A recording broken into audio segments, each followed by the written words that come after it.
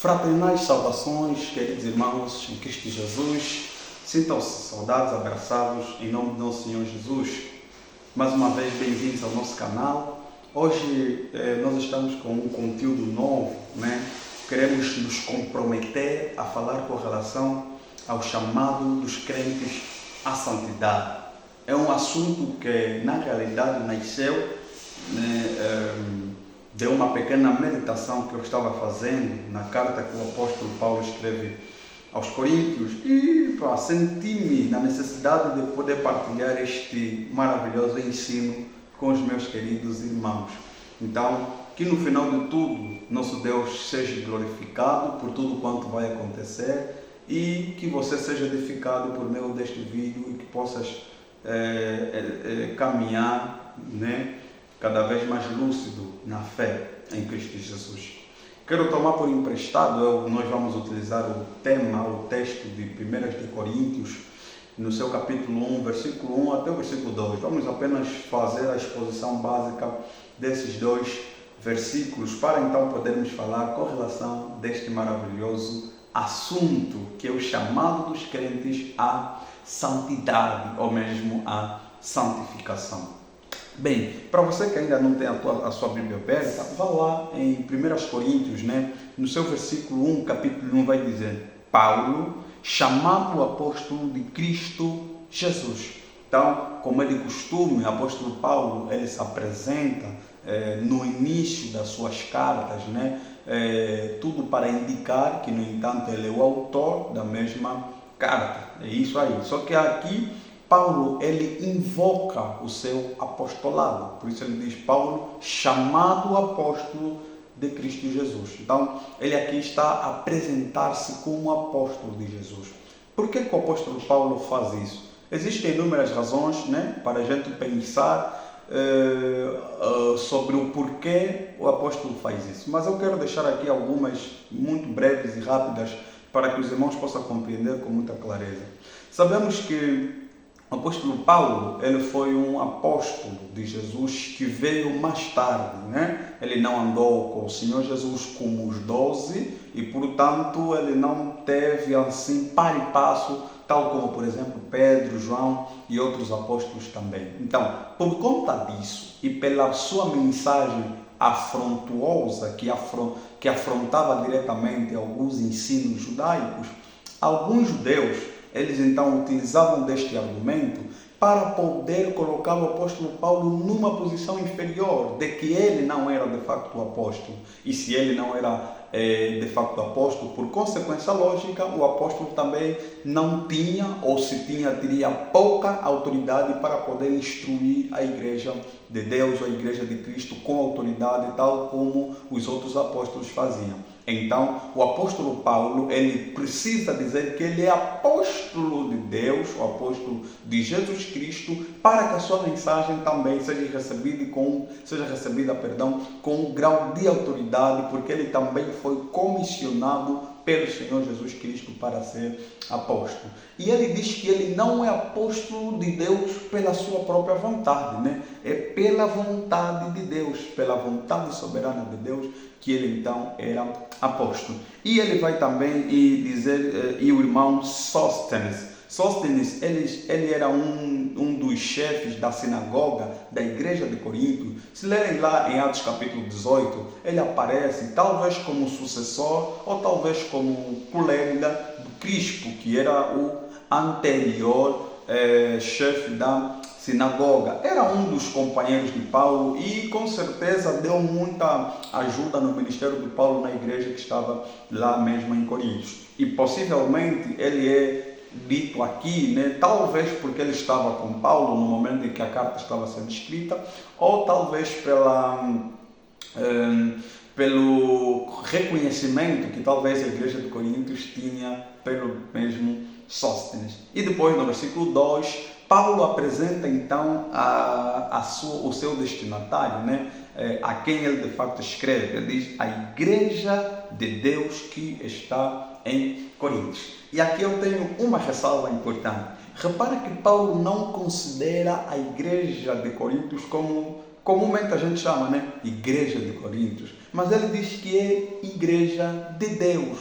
A igreja de Deus. É verdade, a igreja é de Deus e está em Coríntios. Isso nos faz perceber, né, que, no entanto, a igreja, ela é um conjunto de pessoas que foram chamados não para atender a um desejo pessoal de um líder religioso ou de uma estrutura religiosa totalmente montada, se assim nós podemos dizer, mas a igreja é um conjunto de pessoas que foram chamados e comprados pelo sangue de Cristo para pertencer a Deus, que professam a fé no Filho de Deus que morreu e ressuscitou dentre os mortos. Então a igreja é esse movimento, é esse conjunto de pessoas que se congregam em determinado lugar, aqui em Coríntios, mas que têm Deus e Cristo como centro da sua pregação, como centro das suas vidas. Por isso ele está a dizer a igreja de Deus que está em Coríntios. Então, a igreja é, no entanto, de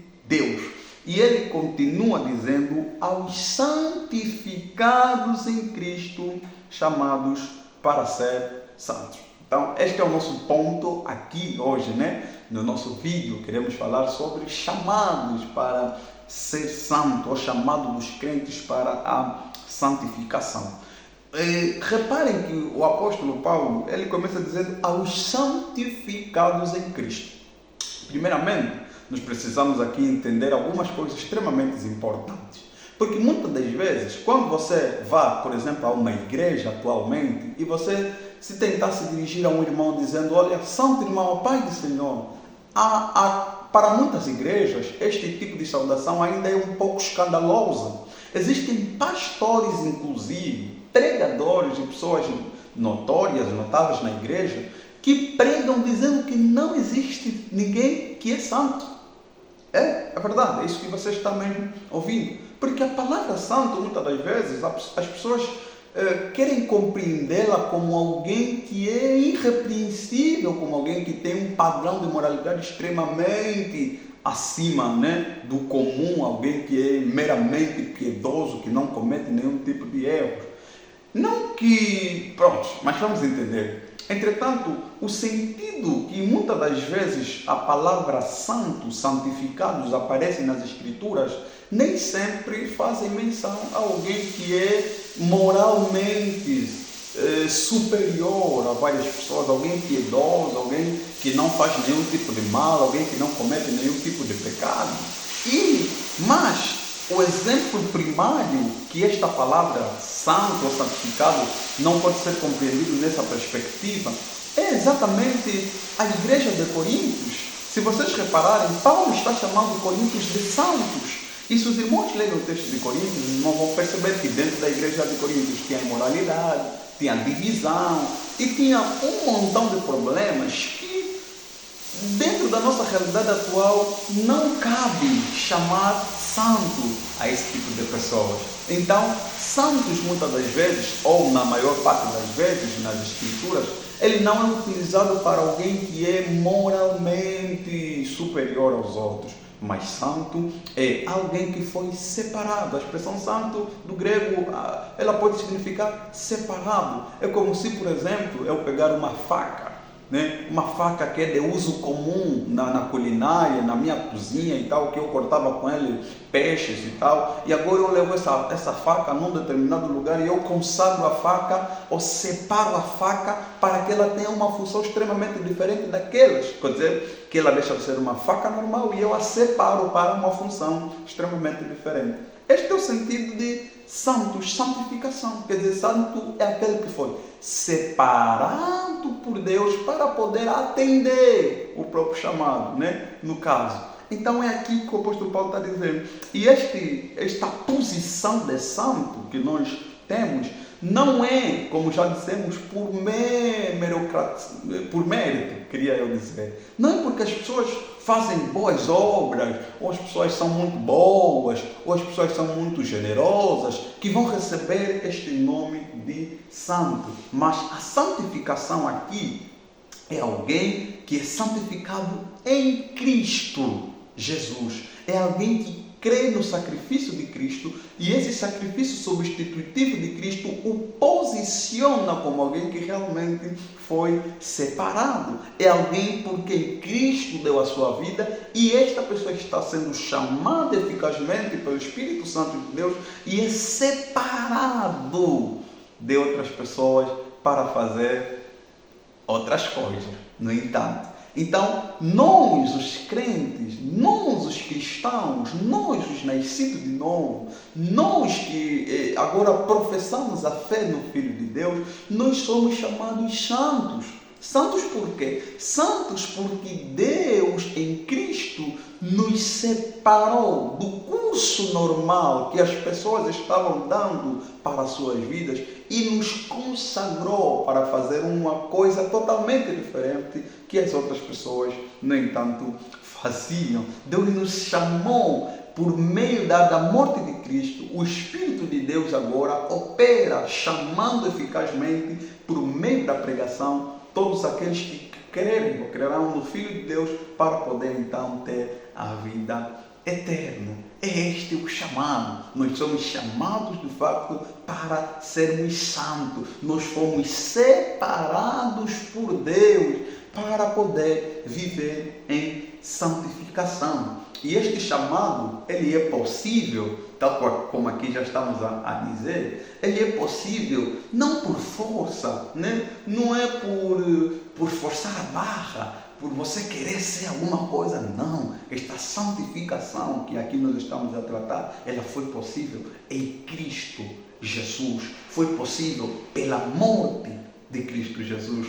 Quando ele morre, quando Cristo morre, Cristo estava justificando os nossos pecados, Cristo estava nos posicionando, Cristo estava garantindo que de fato nós seríamos separados para toda a obra. E quando Cristo ascende ao céu e vem o Espírito Santo da verdade, e então quando o Espírito Santo da verdade vem, nós somos chamados eficazmente pela mensagem da pregação para atendermos essa verdade das Escrituras que nós temos. É isso que o crente é chamado, a viver diferenciado. Por isso, nós somos chamados santos.